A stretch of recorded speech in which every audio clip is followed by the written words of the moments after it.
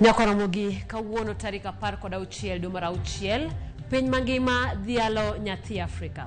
To bende ng'eyo tie wach mar dhialo nyathi Afrika ni. Dhialo odiochieng' nyathi Afrika nochakore piny mar South Africa e kar dak mongore ma Soweto.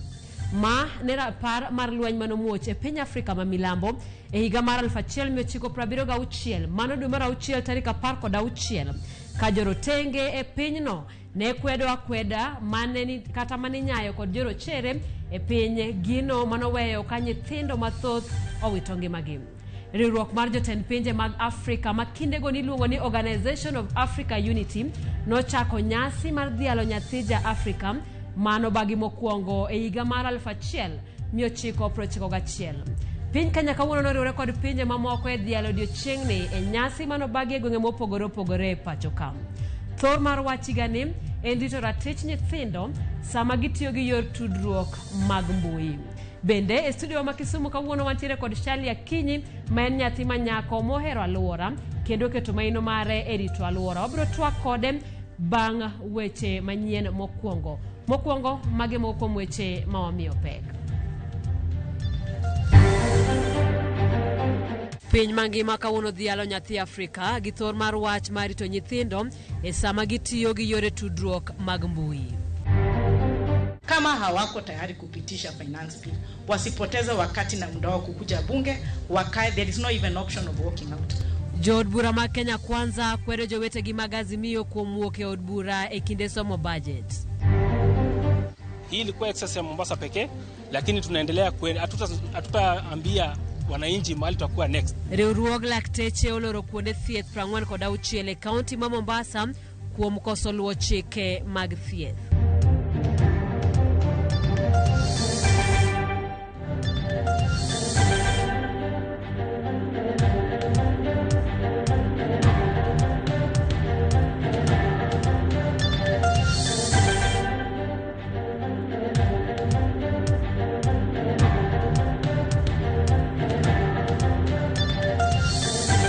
Machigni Ramogi lai mago mag ote oyaw kanyo mane na bomane riadek auchiel nono bende yudo wakanye mbui mar oganda yudo Facebook Ramogi TV, wantiere YouTube Ramogi TV, Twitter @Ramogi TV kachiel koda Instagram. Nyinga Simfros Okinda jaloko marwa Winnie Adoyo. Kawachako ni pinyo wacho ne oketo omenda maromo siling bilion 11 e chenro mageto mine kod rowere matimo hala kod hola manengone ni pinye budget mane osom chieng' tich ang'wen. Mana ka Edwin Okoth leronwa aguche auchiel koro dhibet kod omenda mar oganda kata ma oganda nyalo holo kochakore dwe mar 7 higani. Kaluwore kod budget mar omenda machakore dwe mar 7 higani, aguche auchiel koro medi ma ok tin siling bilion 11 mar chiwo hola ne oganda. Agulu mar Hustlers Fund mosebet kamiyo oganda gope yoro ng'we yamo chakore dwe mar 11 higa mokalo ema ne oyuto moloyo aguche mamoko.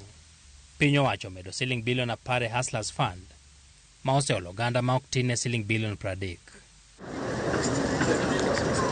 Agulu machielo moting'o omenda ma imiyo ohelni matindo tindo maloso mwandu bende ne oket ne thenge siling milion 300 ma ibiro chiw ne oganda kata beni pok oyangore kaka gibiro yude.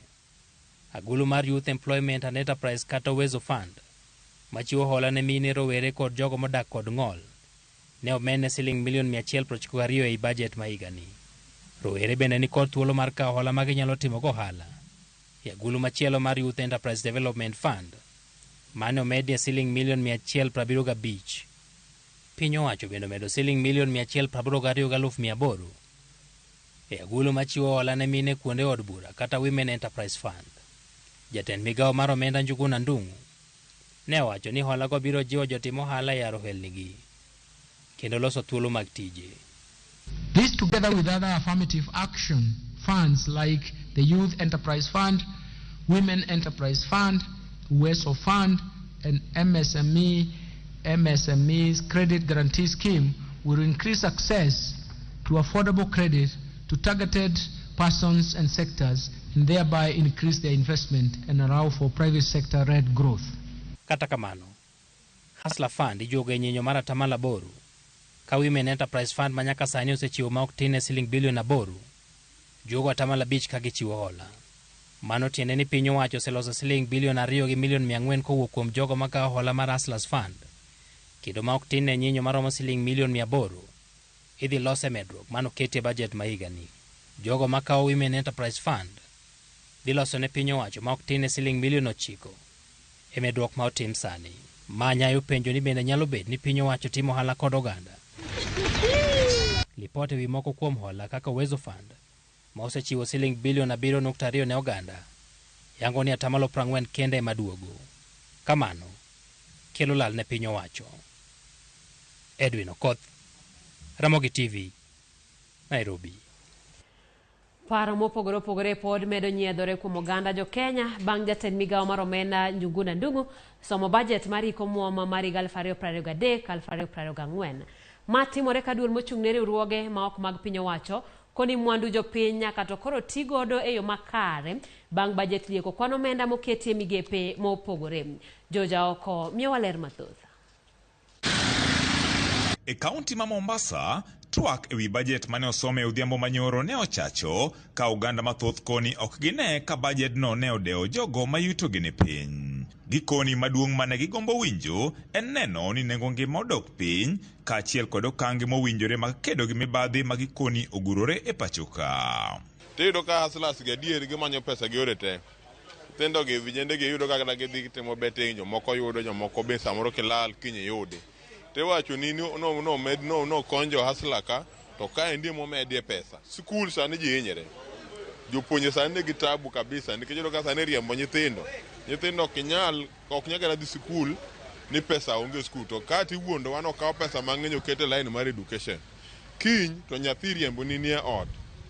Ni pesa onge ma nyithindo chamo kata mana skul. Maluoro nitie ni otonglo ma kore lach kogol kocha tiduogo koni tidwoke piny. Tichake nganye titere malo. Ma indien wich kuot maduong' nikech bajet ni Njuguna Ndung'u otime sama kech omako piny ma chiemo onge to dongruok be waneno ka giwacho ni gikelo to waneno ka dongruok en mana mibadhi. To en gi mibadhi maduong' kabisa ma koro wan waluor ni bajet ni koro dwadiyo wa piny makata ka koro wawuoth onge. Yuak makamano ne bende onyiedhore e kaunti ma Kisumu. An gadier ni kata wabunge manogo yes, gigoyago yes to satisfy their political godfathers, but chungi maiye to ging'e ni gino ok en mara common mwananchi. En bajet monego japiny.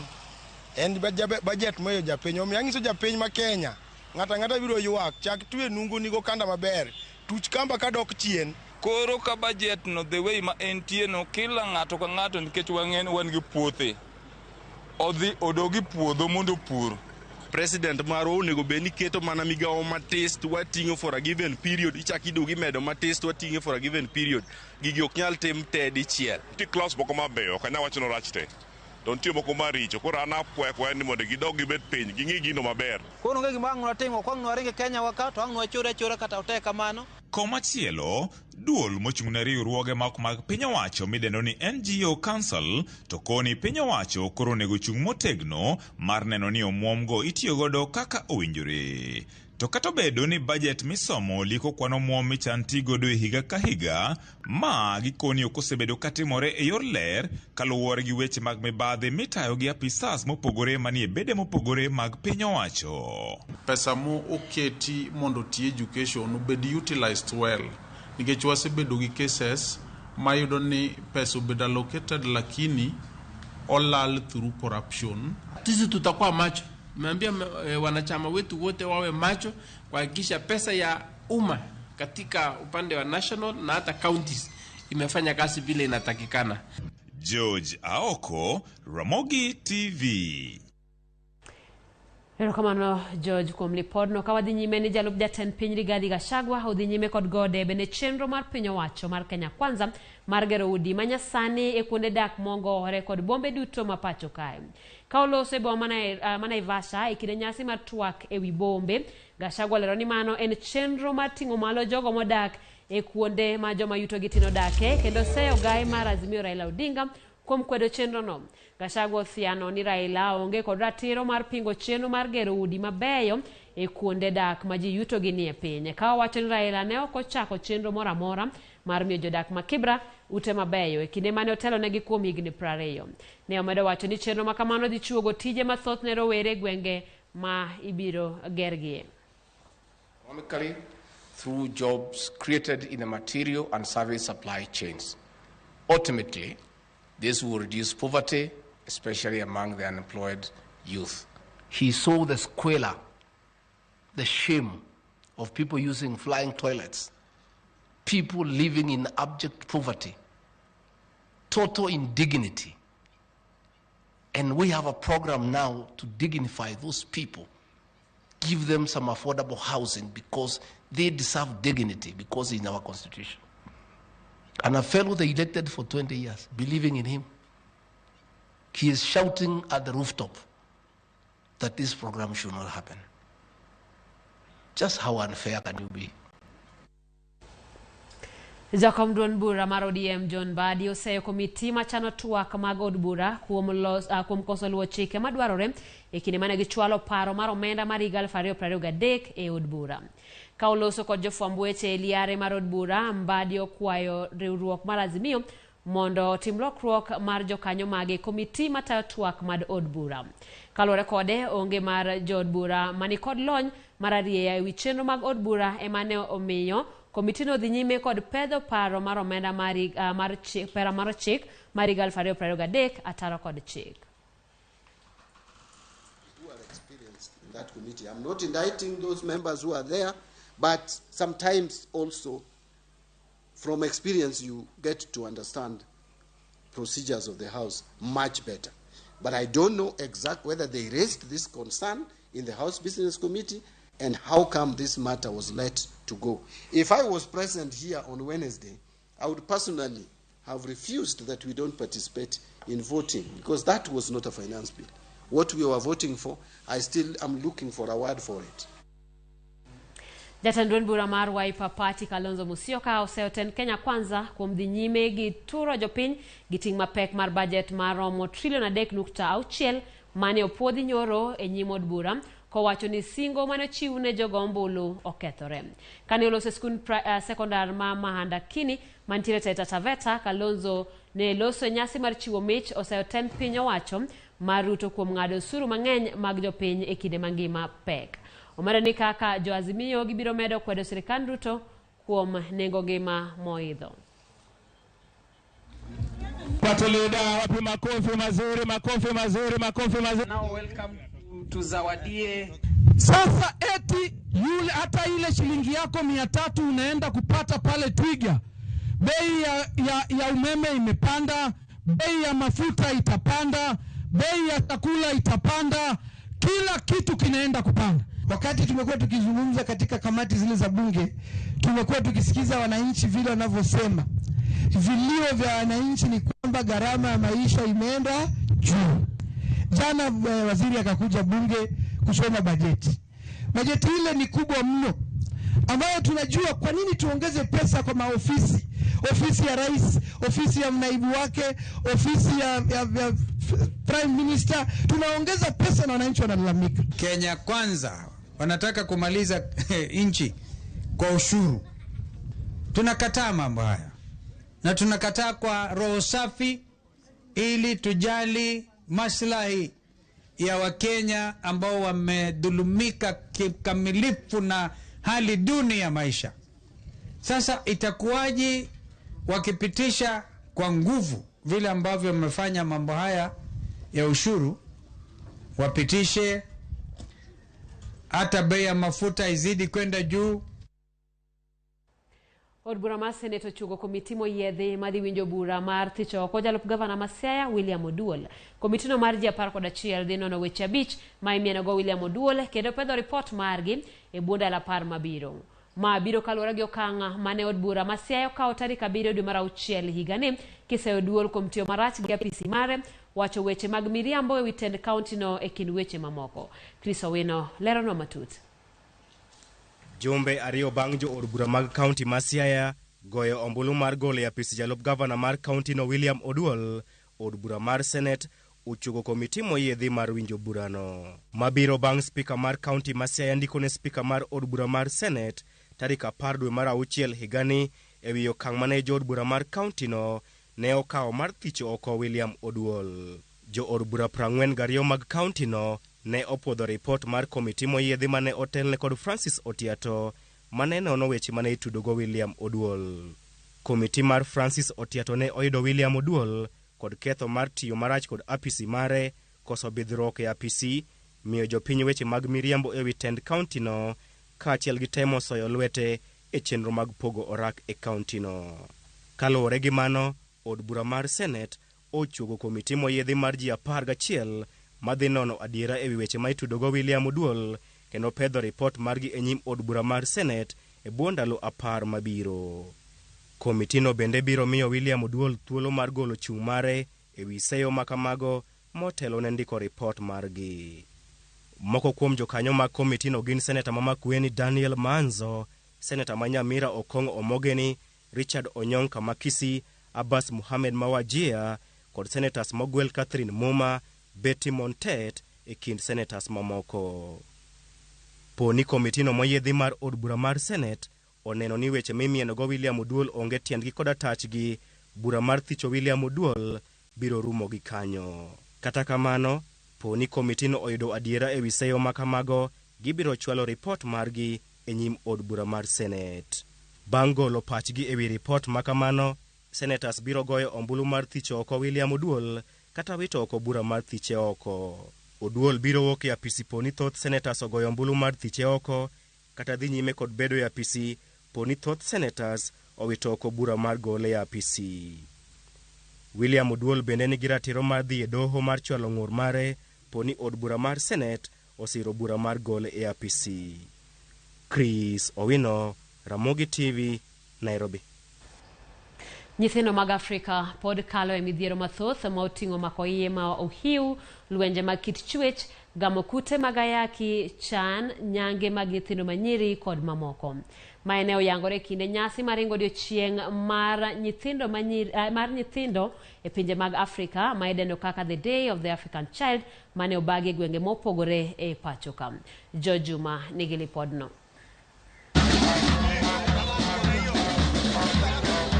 E kinde nyasi ni maringo odiochieng'no mar nyithindo mantiere pinje mag Afrika mane obagi e kaunti ma Migori kod kauntis mamoko e piny Kenya, nyasi bende thoro mar wach ne en ng'iyo yo ma inyalo rit ratiro mag nyithindo matiyo kod yor tudruok mag mbui. Jonyuol ne ojiw mondo wuog oko kendo riti ratiro mag nyithindo.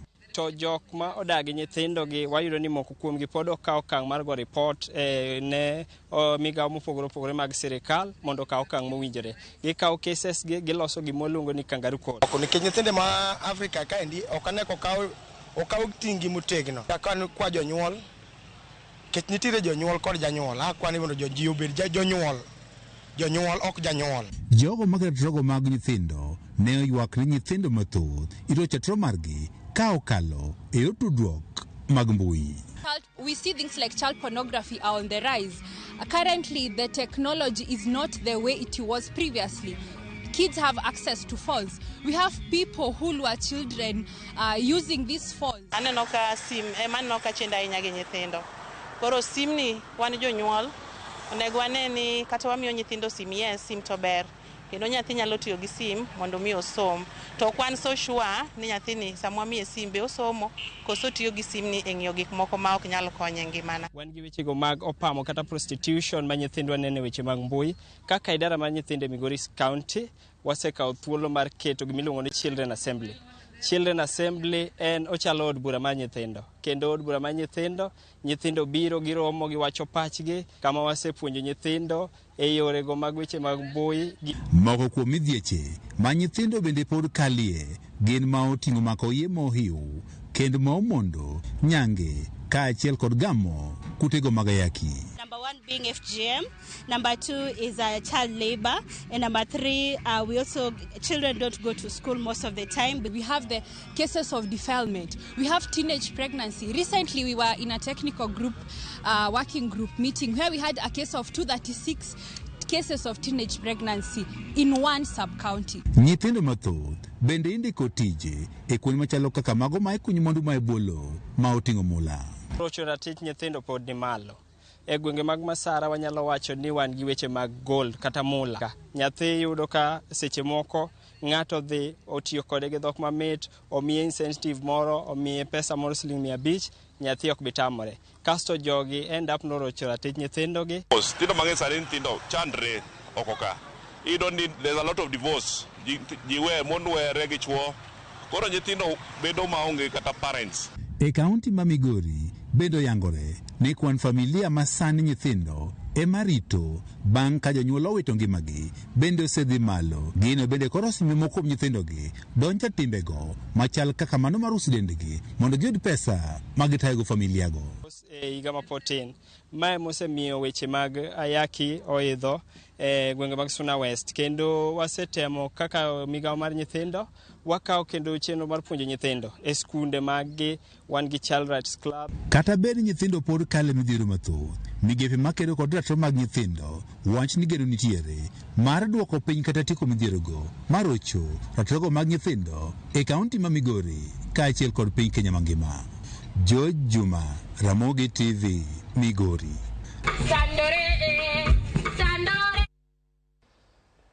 Nyako Ramogi, mana kaka ne wasingo, kawuono bedo odiochieng' mar dhialo nyathi Afrika. Kawuono wabiro twak kod achiel kuom nyithindo ma bende wan kaka Ramogi TV wayiero man mondo mi wadhial e odiochieng' ni mar dhialo nyathi Afrika. Achiel kachiel wabiro dhi nyaka e kaunti ma Kisumu, mane studio wa mar kaunti no kama wantiere kod Shalin Akinyi. Kaponono ni pok ineno ne wan kod report mar Shalin Akinyi kama bende oero aluora kendo tiyo tijno marito aluora. Odhiambo ma kawuono adwani mondo watwak mana kode yo machuok kaluwore koda weche kata gimomiyo nokawo ting' mar neno ni aluora kama odakie ler. Shalin pole oimore. Shalin, ok ang'eyo ka iwinja? Awinji. Oimore. Oimore. Mokwongo adwani mondo akaw thuolo ni man mondo mi awach ni ijaber kendo wan kaka Ramogi TV wakaw thuolo ni mar dhiali kaka achiel kuom nyithindo mag Afrika ma ok obet abeta to kawo ting' mar rito aluora. Koro ne jogo ma bende pok nong'eyo gimitimo inyalo mana leronwa e yo machuok ni to en ang'o mitimo ne aluora to ne chako karang'o, ang'o mano michake? An nyinga en Shalin Akinyi Chieng'. An gi higni 13. Asomo e skul ma Ara Primary School ma yudore Kisumu County. To an jadusruok, an jarit aluora, an climate change activist. To currently an Miss Greening Kisumu County Ambassador. Erokamano ahinya Shalin kuom tich maber mitimo. Inyalo mana lero wan to en ang'o manomiyo ichako tich maber mar rito aluora? An kanya nyathin matis, mama na nonyisa ni an nahero admire trees sana. An nahero mana bet kuma trees nitie mang'eny. An nahero ng'iyo flowers, gik mabecho becho ma aluora. To an napenjo mama na ni what are the importance of the trees? Ang'o ma trees gi konyogi? Be napenje ga ni ka anya pidho yiende gi. To mama na nokolalamika to no supporta. Koro kanan gi dweche 8 eka gik rito aluora nodonjo e chunya sana. Koro nadhi ir mama na gi baba na to nanyisogi kaka nahero plant trees gi, kaka nahero rito aluora. To nok ginyisa dawe. To nwadhi wang'iewo seedlings go. To wa planta trees in our compound. Yes. Kuom tich maber kawuono piny mangima dhialo nyathi Afrika. To wado mana penji ni kama ibetie kaka nyathi Afrika. En ang'o minyalo jiwo nyithindo weteni e kinde ma piny mangima kedo ni ratiro mag nyithindo ni? Nyithindo nego tim ang'o mar neno ni gimbende giritore kaka nyithindo? Kawuono we celebrate the day of the African child. We celebrate nyithindo ma gidak e Afrika kae. Kawuonen odiochieng' ma apenjora ni watim ang'o mondo wa help the children of Africa. Wan ka nyithindo Africa wan gi potential mang'eny nikech kaka inanena ni kae an gi potential mang'eny asedhi e places to ka imiya mana gimoro mondo alosni to anyalo losoni nikech an nyathi Africa to I am very proud to be an African child. Erokamano. Nitiere giminyalo nyiso nyithindo weteni? Shalin, mana ka watieko apenjo ni be nitiere gi ote moro amora minyalo jiwo go nyithindo weteni? Pardon? Apenjo ni be nitiere gi ote moro amora minyalo oro ne nyithindo weteni ma jo Africa? Ote ma anyalo like a message. A message to the African child. Ramogi, aneno ka Shali nitiere koda ng'ikruok matin mar masin kendo ko winjo yo makare kata kamano. Okane winji maber. Erokamano Shali, erokamano aneno ka nenre ka nitiere ng'ikruok moro mar tudruok ibiro lose kasto wabiro dhi mbele koda chenro ni nenore ni Shali ok winjwa yo makare kata kamano ne wakawo thuolo ni mar mondo mi wakete kaka chiel kuom nyithindo mag Africa. Paro ni masino oselosore yo makare. Shali, ok ang'eyo kinyalo winja. Shali, inyalo winja? Ok awinji. Nyaka Ramogi gi kanyo aneno ni mondo wang'ade twak no gi kanyo kata kamano Shali mana kane wawacho na achiel kuom nyithindo ma bende okawo thuolo mar mondo mi orit alwora e yo matin kaka onyalo. Kawuono ka wadhialo nyathi Africa kendo oganda temo kedo ne ratiro mag Africa, ratiro mag nyithindo mag Africa en ni e kinde ma wakedo ne ratichgi nyithindo bende waketi e yo makare mar mondo mi ginyal timo gimoro achiel ariyo ne alwora kata ne dago ngimagi e yo makare. Kawo kamano gi kanyo wakawo yweyo machuok e chenro mar ang'ich welo. Kik idhi mabor, waduogo gi weche mathoth.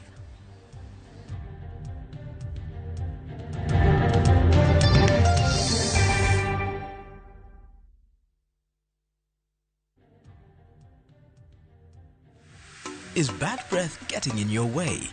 Freshmed mouthwash is formulated with fluoride and essential oils designed to fight bacteria that causes bad breath and tooth decay, working to give you a stronger enamel, fresher breath and healthier gums. For better oral hygiene, try Freshmed today. Available in ice mint and spearmint flavors in all outlets near you. From Tropical Brands.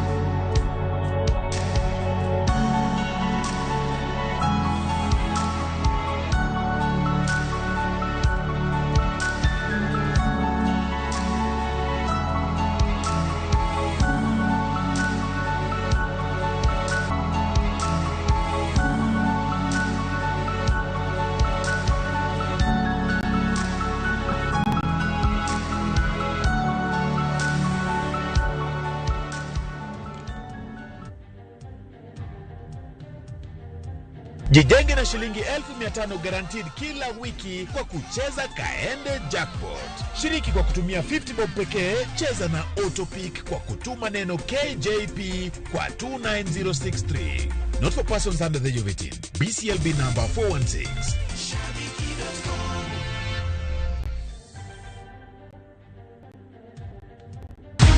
Many have been lured into jobs abroad, only to end up in perpetual suffering. I met this girl by the roadside.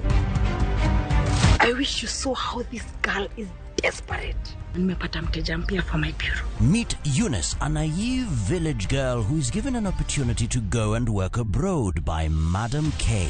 Nenda Middle East. Ati? When did you even do the application? But is this really a golden opportunity, or will she be one among too many to be lured into the human trafficking syndicate by Madam K and Joe?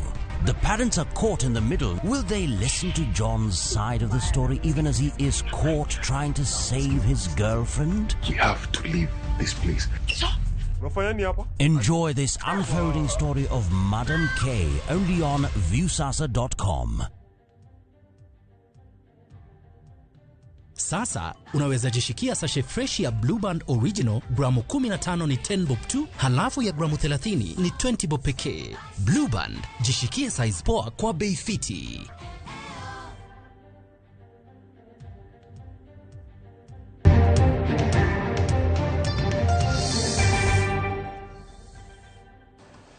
Machiegni kendo nyako Ramogi ogai mar doho yango doho mar yalo weche mag lwenje mag kit chwech e kaunti ma Kisumu bang' yawo doho makamano e kaunti ma Mombasa kod Siaya.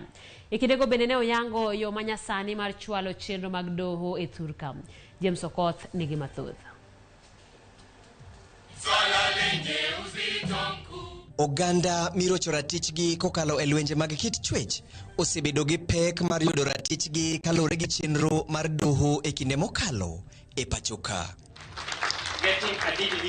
Obadho mosedolo chuny joma kedo ni ratich oganda. Ni jok mamanyo ratichgi ka ka gisebedo violated, especially in cases like SGBV, pango galaini kaka jite. Cases kauga, kau a long time kapoko otieki en pesa mang'eny dhi giduogo. Midhiero mar luoro, wich kuot kod dhok ma itiyogo e doho, kaachiel gi pek mar luwo buchego, kinde mathoth bago joma manyo ratichgi e doho. Kata kamano, sith mar doho moyangi ni yalo buche lwenje mag kit chwech koro igeno ni dhi kelo lokruok ni oganda duto. So kawuono, o launch gima iwawacho ni maeri koro is the third court mosebedo launch kaluwore gi Siaya to gima kwongo mane gi launch kane gintiere Mombasa. To waneno kaka gini bo konyo anybody, nikech ok owach ni en mar mine, anybody man gi cases mar sexual violence. Chike matayo chenro mag doho no nigi yo makende mabiro neno ni oganda moseyudo ratichgi oyudo thuolo mar chako loko ngimagi kendo arita margi orite yo makare. Ka keso rumo nitiere giminyalo lu bang'e, nikech kinyalo wacho ni police nyaka tim kama, hospital nyaka tim kama, ng'ato nyalo timo kama. Mano ng'iso ni protection mar survivor okru mana nikech gine court kanyo, to tok mano waneno gimoro wacho ni reparation kapodo nyalo konyore e tok mano. This specialized court forms part of our strategy to dismantle formal, informal, and systemic barriers that prevent victims of sexual and gender-based violence from accessing justice. Ogai mar doho bende nosingo mar gero doho e sub-county Manyakach kod mano Maseme kaka yo mar chwalo chenro mag doho machiegni gi jopiny, kendo singo mar tiyo machiegni gi tend county ma Kisumu eneno ni singo no ochopo kare. We will continue working together, particularly in the area of getting land to be allocated and to develop physical infrastructure to house our courts in constituencies that do not have court stations already. We requested for land to build a court in Seme and also Nyakach. We want a court in Nyakach. We commit to continue strengthening our cooperation with the judiciary to ensure that service delivery remains our driving focus. And as members of the Revolution family, your dream of setting up high courts in all counties are in sync. Duly launched. Koro igeno ni yalo buche motenore gi lwenje makit chwech biro dhi nyime mapiyo piyo e alworani ka bende jopiny biro yudo ratichgi e samo winjore. James Okoth, Ramogi TV. Erokamano James Okoth kowuok Kisumu. Kawadhi nyime chenro mar manyo ringre bungu mashaka ola ochung kawuono mar chiwo thuolo mar timo bero ne ringre mosekunya kasani e tielo mar adek mar kunyo. Kawuono ringre 10 nokuny mokelo kwan ringre mokunyo chopo 336. Onge ng'ama ne oresi kata omaki kawuono. Kwan jomolal pod ni mana 613 kama oseyang kod anyuola gin ji 19. Ibiro landi chieng' ma chenro mar kunyo ibiro chakie kendo.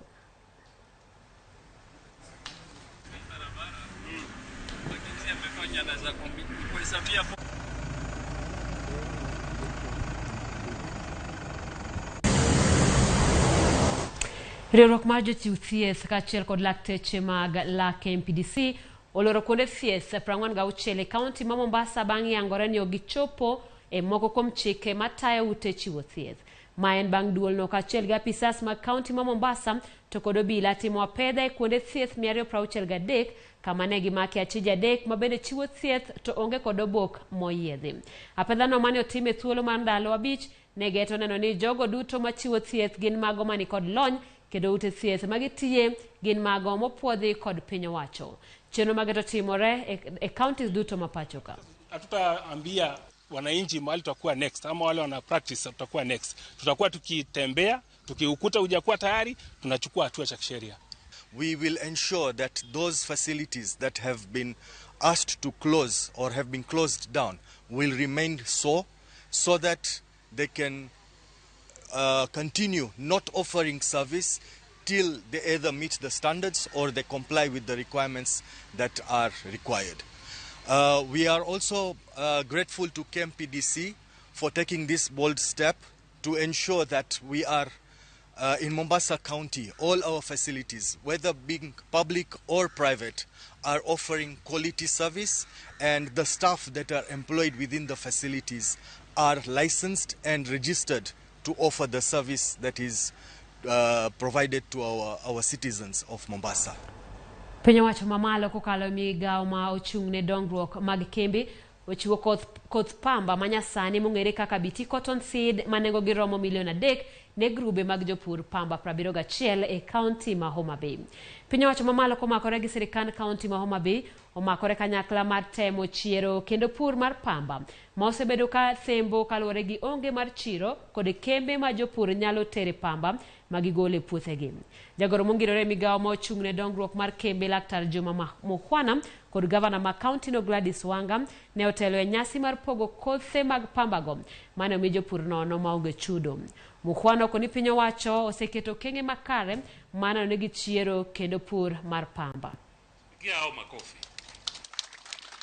Na vile tumesema hii ni second season, tulikuwa tumeshapanda hapo nyuma, but next season tutajipanga vizuri, tuanze mapema. Kama umeweka shamba yako kando ya cotton, utukue na mbegu mapema kabisa. Kazi yako ni upande cotton itoke vizuri, alafu hao wadau wanakuja kununua. Can you imagine? Wewe umepewa mbegu, upewe dawa, wewe ni kuweka bididu hapo kidogo, alafu cotton yako inanunuliwa na wale watu wako hapa. So tuko na assurance ya kwamba hakuna cotton wewe utapanda ikose soko. We are going to cluster as 3 counties of Kisumu, Homa Bay and Migori, and that the ginning component will be done here in Homa Bay. And that is something that we welcome in a big way. And we know that it's not an easy journey, but we will work together to ensure that we walk that journey to its logical conclusion, to a point when our ginneries are revived. Seche ma lweny osebedo kadhi mbele e kind piny mar Russia kod Ukraine, moko kuom jotelo mag pinje Afrika olimo pinje ariyogo e yor kelo kwe. Ka otelnegi kod jatend piny mar Afrika ma milambo Cyril Ramaphosa, jotelogo nonyiso geno ni gibiro temo kelo winjruok e kind pinjego mondo pinje ma Afrika kata pinje Afrika ma osenyore kokalo e lwenyno owinj maber. Eric Ounda miyo mathoth.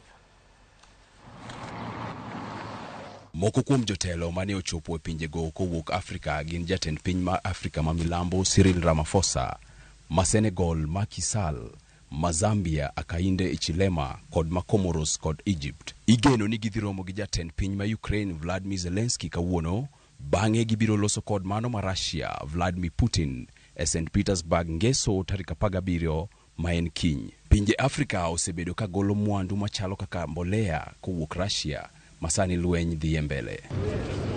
Kata kamano, Ukraine oramo ni kwe biro mana bedo ka piny Russia ogolo jolweny mage e pinyno. Moko kuom dwaro ma jotelogo mag pinje Afrika ni godo en ni mondo Russia ogol jolweny mage e piny mar Ukraine. Bende gikwayo ni piny motamore timo ohala kod piny Russia ogol chike matekgo mondo gidhi mbele gi ohala kaka pile. Pinje mamoko osebedo kodhi nyakonchiel e lweny madhi mbele e kind Ukraine gi Russia, ka ng'eny pinje Afrika to osebedo ka oling' e kokono madhi mbele.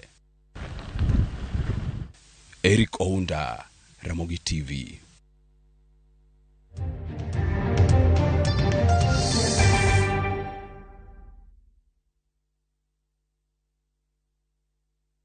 Jijenge na shilingi 1500 guaranteed kila wiki kwa kucheza Kaende Jackpot.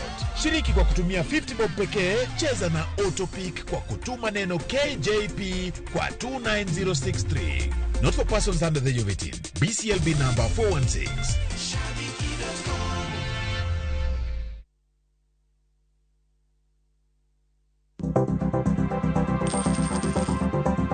Mondo mi ikungo omenda e yo mayot kendo yo mowinjore, onego ibed kod paro mar kungo dwe ka dwe, juma ka juma, kata odiochieng' kodiochieng'.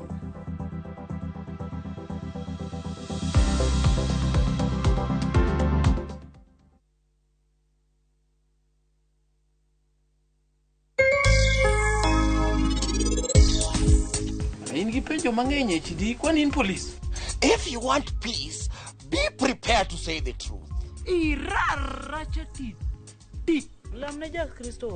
Pesa na mane kao ka ane jela, ichoko tichamo, ichamo tichoko. Yawa konya. Dongi konyo gaji Nairobi kaya. Fuata nyayo ule asali kucho dala. Iwinjo? Content otami emiluongo ichungane kae. Mama, ibola. Ebomio inyama yenu resasaya. Dial *334# to enjoy 1 GB at 50 Kenya shillings for 24 hours.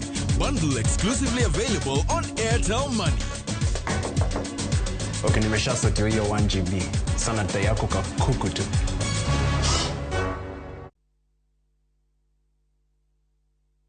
Moluor Gavana ma Kisumu County, Professor Nyang' Nyong'o, ni kod mor malando ne weg mwandu ni oruch oko ge tamalo 100 chudo mag gope gi nyinyo te ewi lope mayudre e county no. Kaw thuolo mar ng'uono mochiwni mondo itiek gopeni, ma kaw kamano tibo chulo gopeni go duto kendo nyalo kawni ondao mar chik. Chop mana kod receipt mari mar deposit ir sub county revenue office mondo timni update mar data. Kaw thuolo mar ng'uono ni mondo geng' kum nyalo betie.